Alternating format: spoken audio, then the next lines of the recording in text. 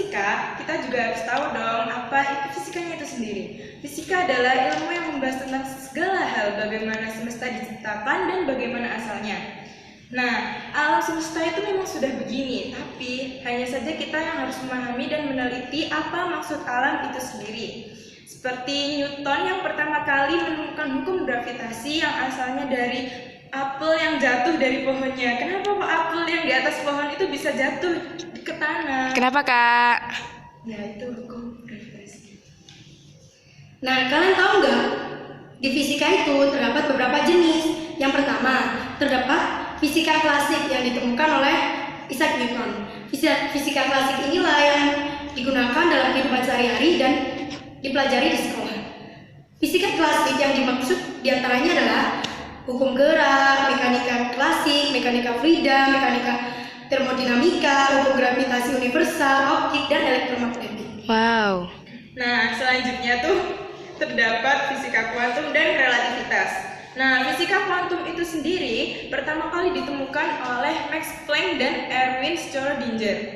Nah, biasanya kedua materi ini terdapat pada materi kuliahan.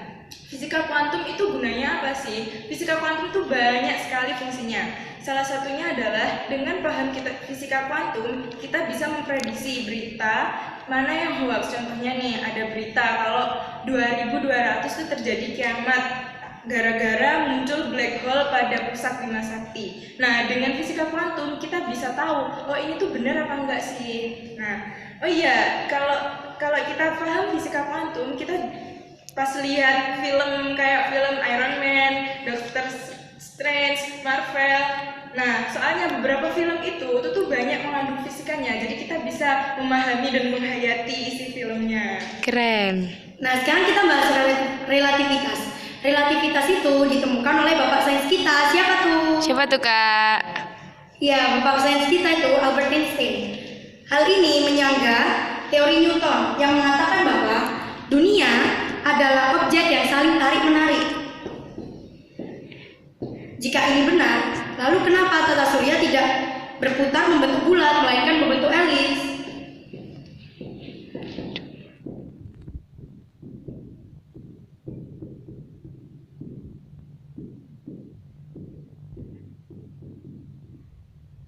Nah, hal ini tuh dijawab oleh Einstein yang memisahkan alam semesta itu ibarat kain yang sangat besar yang di tengahnya itu terdapat benda sebagai pusatnya. Nah, kalau kita kan itu kayaknya cekung ya, jadi kayaknya tuh jadi cekung gitu. Kalau ada benda lagi yang ditaruh ke situ, benda itu akan memutar pusat itu lagi, tapi memutarnya tuh berbentuk elips.